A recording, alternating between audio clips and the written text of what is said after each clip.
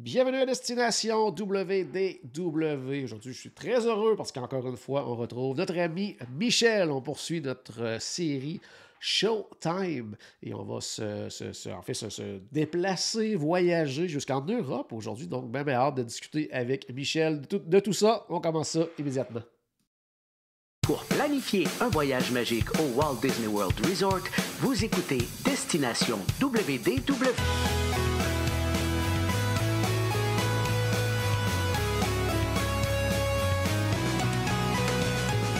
Et voici votre animateur et ami personnel de Mickey, Jean-Philippe Paré.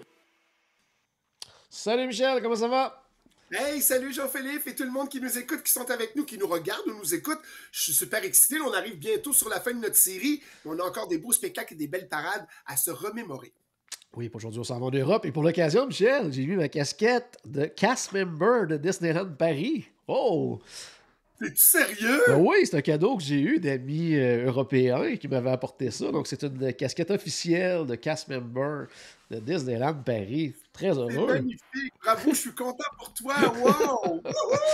Donc, on s'en va en Europe. Puis pour le volet spectacle, tu nous amènes dans ton univers préféré, celui bien sûr de Disneyland Paris. On présente une production très appréciée que moi, j'ai jamais vue. Et bien hâte de t'entendre là-dessus. C'est Mickey et le magicien. Ah oui, Jean-Philippe, le spectacle est présenté dans le deuxième parc du resort. C'est au Walt Disney Studios du Disneyland Paris Resort. C'est ouvert depuis le 2 janvier, le 2 juillet 2016. Et ça, c'est présenté dans le Studio 3 parce que vu que c'est Walt Disney Studios, c'est vraiment comme des studios. Studio 1 était le spectacle, 2 et 3, qui est appelé Animagic Theater parce que c'était la production originale du départ qui était là dans ce théâtre-là. Et ça a été joué pendant 14 ans. Puis là, il était temps de passer à un autre spectacle. Alors, le théâtre, juste le théâtre, c'est magnifique. Architecture, genre les vieux théâtres, je te dirais les cinémas d'Hollywood des années 30, OK, ce qu'on ouais. appelle le renouveau, un genre colonial espagnol, mais quand on dit les cinémas d'Hollywood des années 30, on comprend un peu le style. Puis là, je voudrais partager quelque chose, un détail significatif pour moi, parce que sur ce show-là, le directeur artistique, qui est aussi un des chorégraphes de cette production-là, ben c'est celui qui m'a reçu à ma première audition pour devenir danseur chez Disney. C'est Juan Fuentes, qui est encore là, puis qui dirige encore certains spectacles et des parades de Disneyland Paris. C'est comme, oh mon Dieu, c'est magnifique, puis content de le retrouver, parce qu'écoute, il y avait des bons mots pour moi, puis je me dis, hey, lui, c'est une sommité Disney, puis il me donne des bons commentaires, puis il m'accepte. Quand j'ai été pris la première fois, c'est lui qui gère ce spectacle-là qui a dit « On va prendre Michel! » Wouhou! Wow! Donc, oui, donc, Mickey le magicien, là, comme je te dis, je sais pas c'est quoi, j'ai pas vu le spectacle. Donc, à quoi qu'on peut s'attendre là, comme type de spectacle?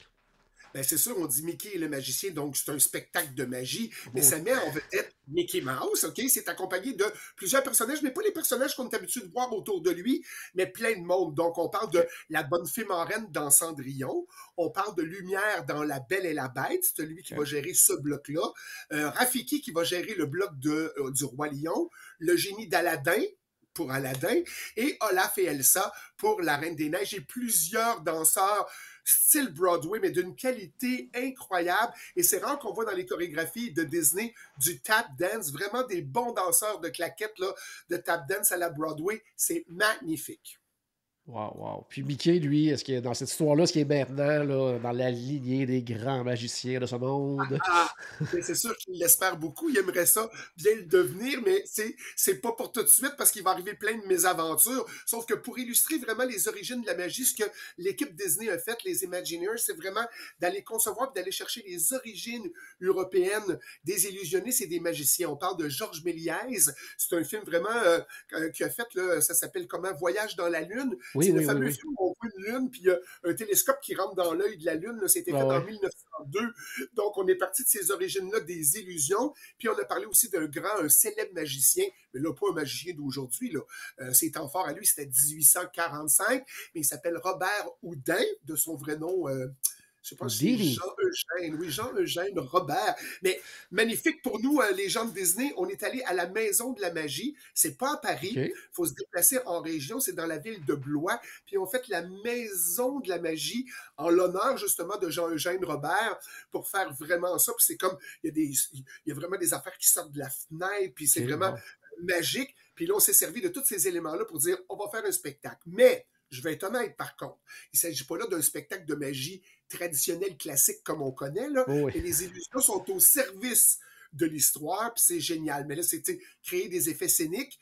Et puis, pour créer tout ça, on a dit qu'il va falloir prendre un vrai magicien aujourd'hui qui est up-to-date pour nous préparer nos tours de magie. Fait qu'on a pris un illusionniste qui s'appelle, oh mon Dieu, c'est un illusionniste anglais, c'est Paul Kiev, c'est ça. Et puis, lui, vraiment, il y a 150 productions en action. Puis on est une coche au-dessus de David Copperfield. C'est vraiment quelqu'un d'extraordinaire. Donc, tous les éléments sont réunis pour que le spectacle soit magique.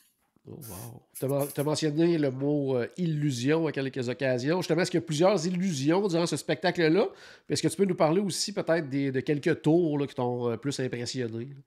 Ben honnêtement, moi je te dirais que tout est impressionnant, vraiment. Là. Écoute, la fée marraine, là, tu regardes un fauteuil, puis la fée marraine, elle apparaît devant toi, sur le fauteuil. Tu regardes la robe de Cendrillon qui est accrochée. Là, le scène tourne et la robe tourne, et Cendrillon apparaît dans la robe. Elle était pas là il n'y a pas longtemps, là, puis là, Cendrillon, elle apparaît. C'est comme, mon Dieu, comment c'est capoté. C'est sûr que c'est des illusions, mais c'est comme, wow, quel... Le génie d'Aladin, il flotte sur une boîte, c'est magnifique. Tu dis, merde, la boîte, comment c'est organisé, c'est magnifique. Mais tu sais, je vais vous laisser quand même découvrir les autres. Je ne vais pas vous dire tout ce que vous allez voir dans le spectacle, mais je ne peux pas tout dévoiler, sauf que c'est très captivant. Je te dirais que c'est captivant comme, on a parlé du spectacle en Californie, là, dont j'étais un des maîtres et que j'aimais bien, c'est Mickey and the Magical Map. Moi, je te dirais que c'est une coche au-dessus de ça parce que c'est aussi passionnant, intense et court comme Mickey and the Magical Map, mais on a en plus la magie. Donc, moi, Mickey le magicien, là, pour moi, c'est une de mes productions préférées de Disney, là, vraiment. OK. Bon, même là, mettons, tu ne dévoiles pas les tours de magie, quoi que ce soit. Comment se déroule l'histoire dans ce spectacle-là? OK, bien, vu que je vous ai parlé qu'on est allé chercher les origines de la magie, on a mis ça dans un ancien Paris, donc c'est vieux. Ça look vraiment comme si on était au début du 19e siècle. On est dans un atelier mystérieux d'un grand magicien, puis lui, il y a un apprenti, un assistant, qui est nul autre que notre ami Mickey Mouse.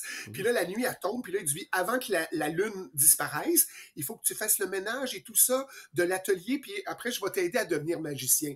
Et là, écoute, il va se laisser distraire par plein de choses. La fée Clochette, elle arrive, elle saupoudre tout ça. Il y a plein de choses qui se passent dans l'atelier, mais malgré lui, tu sais, on est transporté dans un univers qui est complètement magique, puis là, lui, il va devenir le héros d'un spectacle incroyable d'illusion, mais tu sais, là, c'est au rendez-vous. Les spectateurs vont vraiment être plongés dans la magie, puis je vous dirais, quand on parle des spectacles Disney, là, des cinq sens, là, c'est un des spectacles que j'ai vu et senti qu'on avait les cinq sens au maximum. Juste le tableau du Roi Lion, là, les animaux, puis les gens arrivent de la foule. On arrive, on les voit passer à côté de nous. C'est des marionnettistes, sont vraiment dans le look du Roi Lion, mais tous les animaux sont accrochés après eux, un peu comme si tu as vu je te dirais, le musical, le Broadway de Lion King. Oui. On voit les personnages à travers les animaux, puis tout est là, mais ils sont pas juste sur scène. Ils passent à côté de toi. C'est vraiment là, magnifique. Puis tout au long du spectacle, il y a un chapeau de magicien. On dit tout le temps un chapeau à l'envers que je vais sortir un lapin de mon chapeau. Ce chapeau-là, il est drôle. Il est juste là. Puis ils font bouger le chapeau. Puis ils se moquent de Mickey Mouse. Des fois, ils l'aident. Des fois, ils le consolent. Mais c'est vraiment bien orchestré. Là. C'est vraiment un beau spectacle. Wow. Tu me disais en plus que ce spectacle-là, je pense qu'il a remporté un prix prestigieux aussi. Eh bien oui, on ne connaît pas ça, là, mais l'association, je vais vous parler de l'Association internationale des parcs d'amusement et attractions. Fait que si tu es un parc d'attractions, tu peux participer. Il y avait l'expo, il y en a une à chaque année, mais là, c'était 2016. Puis eux autres, ils ont déterminé que ça, c'était la meilleure production théâtrale, donc The International Association of Amusement Parks and Attractions, le IAAPA. Eux autres, à chaque année, ils décernent c'est quoi le meilleur spectacle, c'est quoi le meilleur dans les parcs d'attractions, et ils ont gagné ce prix-là là, quand le spectacle est sorti en 2016. Puis une mention spéciale, tu sais, là, vous êtes sûrement déjà allé voir un spectacle Disney où il y a deux personnes à côté en bas qui traduisent dans les signes pour les sourds-muets, ça vous dit quelque chose? Mais là, ils ont eu une mention spéciale pour le langage des signes, mais c'est pas un traducteur, c'est un comédien signant qui appelle, qui traduit le spectacle en langage des signes, mais qui fait partie du spectacle puis interagit avec les personnages. Donc, il n'est pas juste en bas du théâtre, il est là, puis ce qui est c'est magnifique. Disneyland Paris, là, je suis obligé de lever le chapeau à eux autres. Il y a la moitié du texte qui est en anglais, la moitié du texte qui est en français. Fait que tu peux comprendre, même si d'une langue à l'autre, tu comprends ce qui s'est passé dans l'histoire. En plus, tu as quelqu'un dans l'histoire qui fait les signes, pas en bas du théâtre, qui est là dans l'histoire. Fait que c'est fait. Mais tout le monde est là, tu sais, je veux dire, c'est vraiment magnifique. Ça paraît-tu que je l'aime, ce spectacle-là? Oui, ça paraît que tu l'aimes, ce spectacle-là. Hey, mais on va retourner par contre, tu sais, dans le... Oui, non, vas-y, continue, qu'est-ce que tu allais dire? Je vais rien que dire, vous irez voir ça sur YouTube, juste le voir, mettez ça écran géant, le plus grand de votre écran, puis regardez le spectacle, vous allez dire « Wow, je voudrais vraiment voir ça live », mais c'est vraiment beau. Continue, excuse-moi. Moi, j'allais dire, on va retourner un petit peu dans un moment plus plate, là, c'est-à-dire que la fameuse pandémie, ce spectacle-là aussi a été mis en pause, j'imagine. Là. Ouais, tu sais, 2 ans. Sauf que, contrairement aux productions de la Californie, tu te souviens, Jean-Philippe, on avait parlé que j'étais sur Mickey and the Magical Map, on a dit, hey, on n'a pas eu notre party de fin de. Ouais, de fin de puis on n'est pas revenu après la pandémie. Contrairement à la Californie, Mickey and the Magical Map, eux autres, Mickey et le magicien, c'est revenu, fait qu'ils ont fait un grand retour post-pandémique. J'étais bien content pour eux autres. J'avais bien de la peine pour la Californie, mais quand même, au mois d'avril, 23 avril 2022, eux, ils sont revenus. Mais tu sais, même si la mise en scène, les chorégraphies, la scénographie, tout a bougé puis a évolué depuis le début, depuis l'ouverture.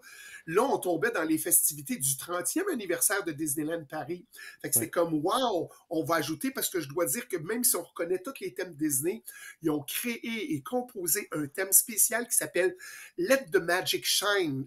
C'est vraiment Let the Magic Shine, ta-da-ta, Let the Magic Shine, qui veut dire laisser briller, laisser la magie briller. Fait que c'est devenu comme un peu le thème du 30e anniversaire à travers ça, parce que tout le monde chantait ça dans le parc. Alors, écoute, ça vaut vraiment la peine. Je vous le dis, là, conclusion là-dessus, il faut aller voir ça sur YouTube, même si on n'est pas sur place. On va quand même apprécier la qualité du spectacle, la qualité des danseurs surtout, et la mise en scène. Bravo pour Juan Fuentes! Wow. Quand tu parles comme ça de spectacle, là, puis justement d'un spectacle comme ça qui met en vedette des personnages Disney, qui amènent l'histoire ailleurs, tout en segments et tout ça, la danse, le style Broadway, à chaque fois, là, je me dis que j'ai vraiment hâte que tu vois un show de la Disney Cruise Line pour que tu m'en parles après, là, parce que c'est en plein ce type de show-là là, qui crée une histoire à partir de plein d'histoires de Disney, que j'ai tellement hâte que tu vois un show de la Disney Cruise Line, là, puis que tu m'en parles. J'ai tellement hâte de le voir aussi. Pour ceux qui n'étaient pas au courant, je suis jeune retraité de Disney, sauf que là, je prépare un grand voyage, une grande tournée. C'est pas pour tout de suite parce que j'ai besoin d'une petite pause, mais Jean-Philippe va me préparer une grande tournée de tous les parcs avec croisière incluse. Je vais capoter, je vais me fier à toi, je vais aller où ce que tu vas me dire et je suis sûr que je vais passer un beau moment. Tout à fait. Hey, on passe maintenant au volet parade. Là, tu vas nous parler de Disney Stars on Parade. Oh oui, Jean-Philippe, la Disney Stars on Parade, les vedettes Disney en parade, c'est un défilé qui est présenté. On retourne au parc original, on est dans le parc Disneyland. C'est depuis le 25 mars 2017, puis c'est créé à l'occasion du lancement, c'est les festivités du 25e anniversaire, parce que le parc a ouvert en 1992, on est rendu en 2017, c'est le 25e anniversaire. Qu'est-ce qu'on fait? On s'offre une nouvelle parade sur le resort parisien. Wow. Puis tu voulais nous partager justement cette parade-là parce qu'elle a un nouveau look pour la présentation visuelle des costumes et des chars.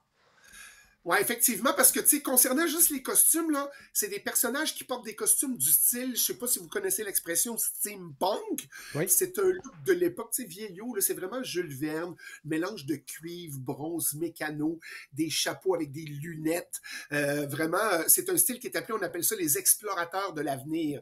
Fait que sont un peu comme des gens qui sont en expédition, ils ont l'air des explorateurs, les premiers qui vont prendre l'aviation, qui vont prendre vraiment le monde pour faire évoluer le monde, en fait. Puis les chars de la parade ont été conçus, écoute, par... c'est des top Disney, là. C'est Judy Daly, puis on a aussi Kevin Kidney. C'est des gens qui ont fait les chars allégoriques de Tokyo Disneyland, souvent sur la dernière parade Happiness is Here. Pas la dernière parade, mais quelques parades. Mais la fameuse parade de Disneyland que tout le monde a aimé, Mickey's Sensational Parade, que c'est magnifique. Fait que c'est ces deux-là. En plus, notre directeur de création et de production, c'est Steve Davison, celui que vous connaissez Festival of Fantasy Parade, oui. Donc c'est l'auteur de Festival of Fantasy Parade, c'est mon mentor, c'est quelqu'un que j'aime. Écoute, puis en plus, comme metteur en scène, on avait Emmanuel Lenormand à Paris, donc qui est un des magiciens de Disneyland Paris, qui tire les ficelles pour les spectacles. Alors, on avait une équipe gagnante, dynamique, et pleine d'expérience. Donc, c'est une parade aussi à voir. C'est magnifique. Et le look steampunk, là, tu sais, vraiment, comme je dis, dans les chars, le pédaler, puis voir le mécanisme des chars allégoriques, puis comment Ouais. ça tourne, c'est assez exceptionnel à voir. Parfait. Puis c'est quoi les thèmes choisis dans cette parade-là? Puis comment c'est présenté? Là? Tu parlais de steampunk, mais au niveau visuel, c'est présenté comment? Ouais, c'est ça. Le mot est bizarre parce que on dit Disney Stars on Parade, mais nous, les thèmes à l'interne, c'est la découverte, en fait. On veut OK. découvrir, puis c'est ça le monde du steampunk, c'est découvrir le nouveau monde. Donc, on a 8 units dans la parade, 8 sections, 8 unités, appelez ça comme vous voulez. Puis le premier, on a toujours le mot découvrir, exemple, découvrir la magie. Donc, on OK. a vraiment un grand char avec Mickey et Minnie qui pédalent pour faire bouger le mécanisme du steampunk. Et là, on a tous les personnages Disney qui sont en tenue d'exploration de l'avenir. Et là, on rentre dans le monde de découverte. Donc, ce premier unit-là, découvrez la magie. Après ça, on va aller dans découvrir l'amitié. L'amitié, c'est qui? You've got a friend in me. Ta-da, ta-da-da-da. Donc, c'est découvrir l'amitié. On a vraiment une fusée vraiment, là, steampunk avec le mélange de la vraie fusée de Buzz l'éclair. Alors, Ouais. on est là vers l'infini et plus loin encore. Et là, tout le monde bouge, qui tire un immense chariot avec tous les jouets de Andy qui est là. Et là, on a plein de danseurs qui sont habillés dans le look un peu country, tu sais, genre tout le Jesse et Woody, les deux personnages avec les chapeaux de cow-boy. Il y a plein de danseurs comme ça, sont magnifiques, puis c'est beau de voir danser ces gens-là autour du char.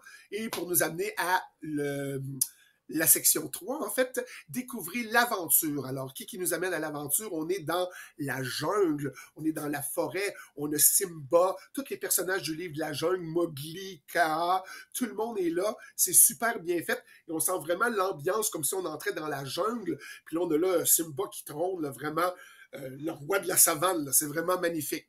Pour nous amener au 4e bloc, découvrir l'imagination. Alors, le pays imaginaire, c'est quoi? Peter Pan! Alors, Capitaine Crochet, puis là, c'est beau. Il y a une grosse lune, puis c'est des balanciers en haut. Peter Pan et les enfants perdus se balancent dans les airs au-dessus de nos têtes.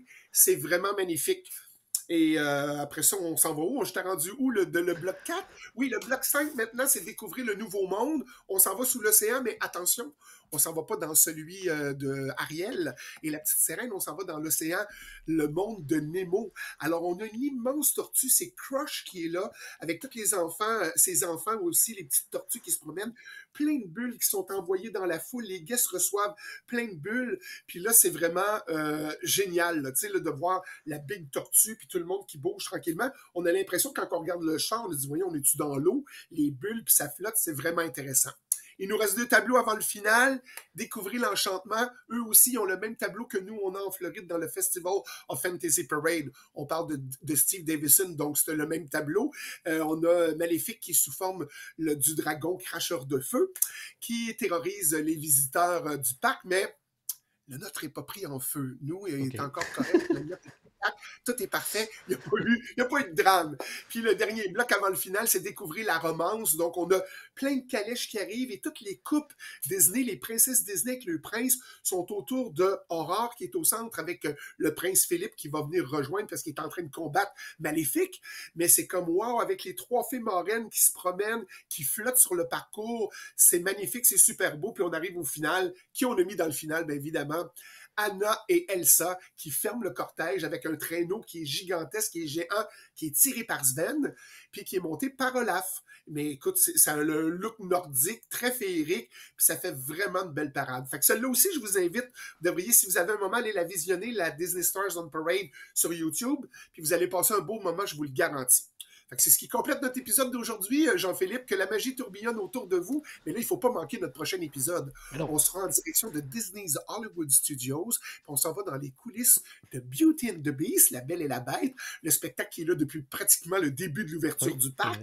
Et on va aller dans la célèbre Block Party Bash Parade, où on a tous les personnages de Bugs Life et de Toy Story, ou du temps où il y avait des grosses parades à Hollywood Studios avec des jets d'eau, des trampolines, plein de choses. Vous allez vous amuser. Alors, merci Jean-Philippe encore une fois. C'est toujours un plaisir d'être là avec vous autres. Hâte de vous retrouver pour le prochain épisode. Un gros merci, Michel, pour ta participation encore une fois. Puis à la maison, j'espère qu'on a ajouté un tout petit peu de magie dans votre journée. N'oubliez pas, bien sûr, que tout a commencé par une souris. On se reparle très bientôt. Salut tout le monde. Bye bye!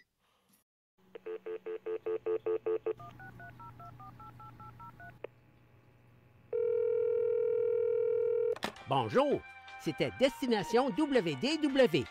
Tous nos épisodes sont disponibles en archive au destinationswdw.ca. Saviez-vous que vous pouvez nous aider en vous abonnant à notre page Facebook, à notre chaîne YouTube ou en partageant nos épisodes sur vos réseaux sociaux? Ça vous coûte pas une christie de scène et ça nous fait encore plus plaisir qu'une délicieuse Mickey Bar. Pensez-y! Ça vous coûte pas une christie de scène et ça nous fait presque autant plaisir qu'un souper au Polite Pig. Pensez-y! Ça vous coûte pas une christie de scène et ça nous fait presque aussi plaisir que 10 minutes d'attente pour Ratatouille. Pensez-y!